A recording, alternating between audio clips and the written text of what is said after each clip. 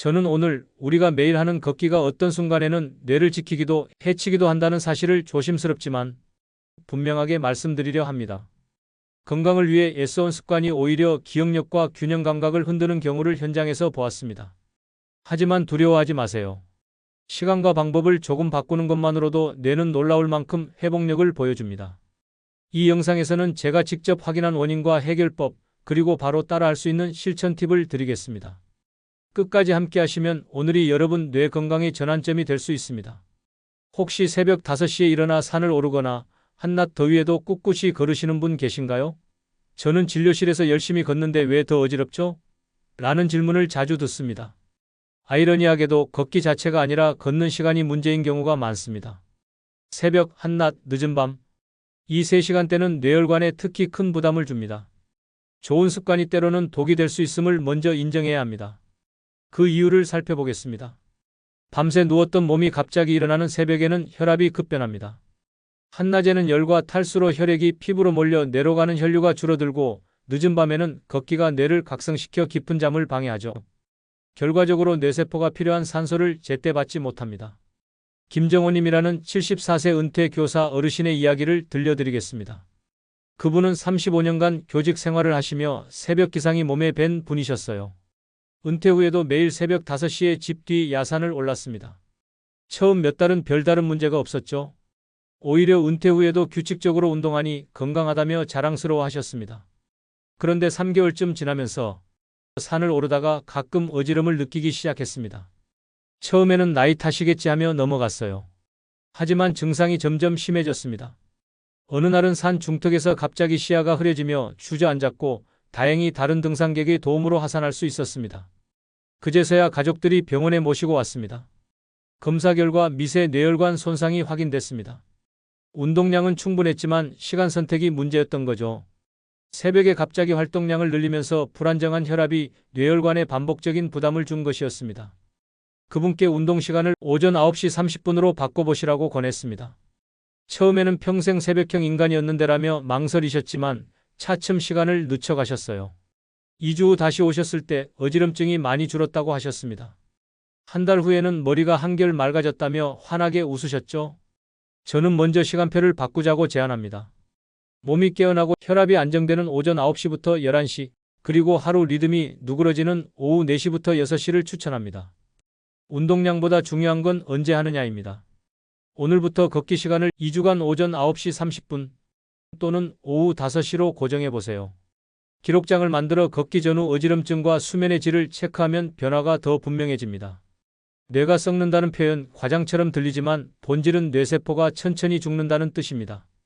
내원하시는 분들 중 상당수가 이를 노화로만 오해합니다. 하지만 반복되는 나쁜 시간대의 걷기가 그 속도를 앞당길 수 있습니다. 혹시 예전만 못하다는 생각이 자주 드시나요? 뇌는 우리 몸 혈액의 20% 이상을 필요로 합니다. 새벽, 한낮, 늦은 밤 걷기는 혈류를 흔들고 수면 구조를 깨뜨려 베타 아밀로이드 같은 노폐물의 청소를 방해합니다. 결국 기억, 언어, 집중 기능이 느리게 그러나 확실히 떨어집니다. 박영수님이라는 68세 전직 간호사분의 경험을 말씀드리겠습니다. 그분은 밤 11시에 끝나는 드라마를 본 후 마음을 정리하기 위해 30분씩 동네를 산책하는 것이 오랜 습관이었습니다. 드라마 보고 바로 자면 머릿속이 복잡해서 잠이 안 와요라고 하셨죠. 처음 몇 년은 괜찮았습니다. 하지만 65세가 넘어서면서 점차 잠이 얕아지기 시작했어요. 새벽 3시, 4시에 자꾸 깨는 일이 잦아졌고 낮 동안에는 평소 잘 알던 단어가 자꾸 떠오르지 않았습니다.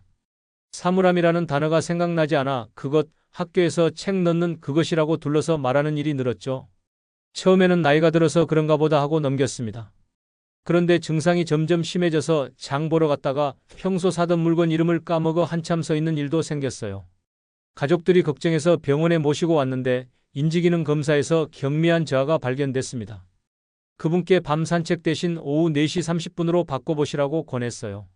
처음에는 그 시간에는 설거지하고 저녁 준비해야 하는 데라며 난색을 표하셨지만 가족들이 협조해서 시간을 조정하셨습니다. 2주 후 잠이 깊어졌다고 하시더니 한 달 후에는 단어가 예전처럼 바로바로 떠올라요라며 놀라워하셨습니다. 3개월 후 다시 실시한 집중력 테스트에서 점수가 눈에 띄게 호전되었습니다.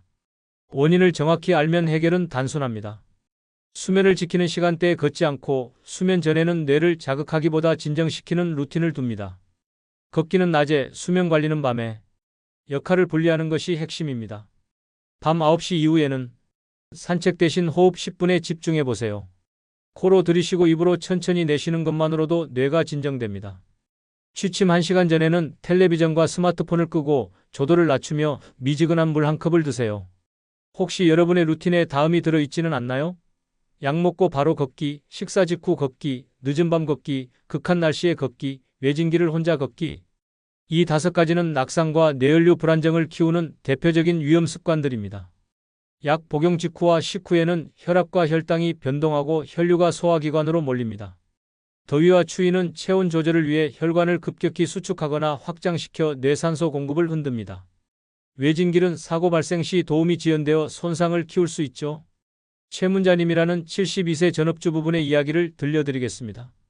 그분은 식사 후 소화 산책을 평생 고집해 오셨어요. 어머니도 그러셨고 시어머니도 그러라고 하셨으니까라며 밥을 먹자마자 15분씩 집 주변을 돌았습니다. 처음에는 별 문제가 없었는데 70세가 넘어서면서 가끔 식후 산책 중에 어지럼을 느끼기 시작했습니다. 그런데도 평생 해온 건데 괜찮겠지 하며 계속하셨죠. 그러던 어느 날 점심 식사 후 평소처럼 산책을 나갔다가 갑자기 어지럽고 손이 떨리며 식은땀이 났습니다. 놀란 이웃이 119에 신고해서 응급실에 실려왔는데 검사 결과 혈당이 급격히 떨어진 상태였습니다. 식후 혈당이 올라가는 시점에 걷기를 해서 근육이 당분을 급속히 소모한 것이 원인이었어요. 다행히 큰 문제는 없었지만 자칫 실신했다면 넘어져서 머리를 다칠 뻔했습니다. 그분께 식후 60분 대기와 가족과 함께 걷기를 권했습니다. 처음에는 60분이나 기다려야 해요? 라며 답답해 하셨지만 차츰 적응하셨어요. 식사 후에는 설거지를 하거나 가벼운 독서로 시간을 보내다가 소화가 어느 정도 된 후 며느리나 손자와 함께 걸으셨습니다. 한 달 후 다시 배웠을 때 이제는 걱정 없이 걸을 수 있어서 오히려 더 편해요 라고 하셨습니다. 위험 습관을 한 번에 다 바꾸려 하지 마세요. 가장 자주 하는 한 가지를 골라 시간 간격, 즉 약이나 식사 후 최소 60분에서 90분 대기와 동행이나 장소 안전성부터 정비하시기 바랍니다. 오늘부터 약물 복용이나 식사 후 60분에서 90분 대기 타이머를 휴대폰에 설정하세요. 동반자 원칙도 세우시고요. 혼자 걸어야 한다면 마트 실내 트랙이나 동네 체육관처럼 사람이 있는 평지로 장소를 바꿔보세요. 그럼 어떻게 걸어야 하나요? 라는 질문에 저는 시간, 장소, 자세, 호흡 이 4가지를 꼭 말씀드립니다. 이 4가지만 맞추면 같은 30분이라도 뇌가 받는 산소와 회복의 질이 완전히 달라집니다. 오전 9시부터 11시, 오후 4시부터 6시는 혈압과 체온 리듬이 가장 안정적인 시간대입니다. 평평한 길과 적절한 속도, 규칙적인 호흡은 큰 혈관뿐만 아니라 미세혈관까지 혈류를 도달시키죠. 준비운동과 정리운동은 낙상을 줄이고 다음날 인지 피로를 낮춥니다. 윤대현님이라는 69세 은퇴 회계사분의 변화 과정을 말씀드리겠습니다. 그분은 40년간 회계 업무를 하시며 새벽 6시 기상이 몸에 밴 분이셨어요. 은퇴 후에도 새벽 6시에 일어나 빠른 속도로 1시간씩 걸었습니다. 빨리 걸어야 운동이 된다는 생각에 마치 경주하듯 걸으셨죠. 그런데 몇 달 후부터 걷고 나면 오히려 머리가 무겁고 하루 종일 피곤했습니다. 운동하면 개운해야 하는데 왜 이럴까 하며 고민하시다가 병원을 찾아오셨어요. 혈압과 심장에는 별다른 이상이 없었지만 수면 검사에서 깊은 잠의 비율이 현저히 낮았습니다. 그분께 새벽 고속 걷기 대신 오전 9시 리듬 걷기로 바꿔보시라고 권했습니다. 처음에는 그 시간은 너무 늦다고 하셨지만 점차 시간을 늦춰가며 속도도 줄이셨어요. 말은 되지만 숨은 약간 찬 정도의 속도로 걸으시라고 했더니 처음에는 이게 운동이 되나 싶으셨대요. 하지만 2주 후부터 변화가 나타났습니다. 머리가 맑아지고 밤에 통잠을 잔다고 하시더군요. 한 달 후에는 아침에 일어나면 개운해요. 예전엔 운동하고도 피곤했는데라며 놀라워하셨습니다. 뇌는 무리보다 꾸준함에 반응한다는 것을 몸소 체험하신 거죠. 하루 2회 20분에서 30분씩 나누어 걷기를 권합니다. 말은 되지만 숨은 약간 찬 속도로 시선은 10m 전방을 보고 팔은 자연스러운 진자 운동을 하세요. 걷기 전후 5분씩 스트레칭으로 관절과 전정기관을 안정시킵니다. 리듬 호흡을 해보세요.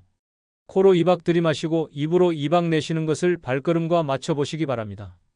안전 체크리스트도 만드세요. 신발 밑창 마모 상태, 보행 보조도구, 길 표면의 물기나 빙판을 30초만 점검하고 출발하면 됩니다. 걷기만으로는 부족합니다. 수면, 영양, 스트레스, 두뇌 활동이 함께 돌아갈 때 뇌는 비로소 회복의 속도를 올립니다. 저는 이 부분을 뇌의 사기둥이라고 부릅니다. 혹시 걷기만 열심히 하면 되겠지 하고 생각하고 계셨나요? 깊은 잠은 뇌의 청소 시간이고 오메가3와 마그네슘 같은 영양소는 혈관과 신경 전달을 돕습니다. 스트레스는 코르티솔이라는 호르몬을 통해 기억을 담당하는 해마를 약화시키고 학습과 대화, 낭독은 시냅스 연결을 촘촘히 만듭니다. 정은호님이라는 76세 은퇴 목수분의 이야기를 들려드리겠습니다. 그분은 50년간 목수 일을 하시며 건강한 몸을 유지해 오셨는데 75세가 되면서 기억력이 눈에 띄게 떨어지기 시작했습니다. 어제 한 일도 가물가물하고 익숙한 사람 이름도 자꾸 까먹어요 라고 하셨죠. 검사 결과 뇌에 특별한 이상은 없었지만 수면의 질이 매우 나빴습니다. 밤에 자주 깨고 아침에 일어나도 개운하지 않다고 하셨어요. 혈중 오메가3 수치도 낮았고 스트레스 호르몬인 코르티솔 수치는 높았습니다. 은퇴 후 할 일이 없어서 답답하다고 하셨거든요. 그분께 걷기와 함께 아침 10분 낭독과 주 3회 호흡 명상을 권했습니다. 처음에는 책 읽는 것도 힘들어하는 마당에 무슨 낭독이냐고 하셨지만 신문 기사라도 소리내어 읽어보시라고 했어요. 호흡 명상도 복잡한 것이 아니라 그냥 조용히 앉아서 숨쉬기에만 집중하는 것이라고 설명드렸습니다. 한 달 후 다시 오셨을 때 신기하게도 잠이 깊어졌다고 하셨습니다. 2달 후에는 단어가 예전보다 빨리 떠올라요 라며 놀라워하셨어요. 6개월 후 인지기능 검사를 다시 했을 때 단어 회상 속도와 집중력 모두 눈에 띄게 향상되었습니다. 큰 변화가 아니라 작은 꾸준함이 해낸 결과였습니다. 걷기 루틴에 하루 10분 낭독과 밤 11시 취침을 더해보세요. 식탁에는 주 3회 등푸른 생선, 매일 한 줌의 견과류, 다양한 색깔의 채소를 올리시기 바랍니다. 스트레스가 올라오면 3분간 박자에 맞춰 호흡하는 즉시 진정 루틴을 켜세요. 10, 3, 1 규칙을 기억하세요. 10분 낭독, 3분 호흡, 밤 11시 이전 취침입니다. 주간 점검표에 걷기 시간, 수면 시간, 기억력 메모를 체크해서 추세를 보세요. 오늘 우리는 같은 걷기라도 언제 어떻게 하느냐가 뇌를 완전히 바꾼다는 사실을 확인했습니다. 새벽과 늦은 밤을 피하고 안전한 시간과 장소에서 호흡과 리듬을 지켜 걸어주세요. 여기에 수면, 영양, 스트레스 관리, 두뇌 활동을 더하면 뇌는 나이와 무관하게 회복의 길을 걷기 시작합니다. 여러분의 내일 기억이 오늘보다 또렷해지길 바랍니다. 지금 달력에 걷기 시간과 잠드는 시간을 적어두세요. 오늘이 전환점입니다.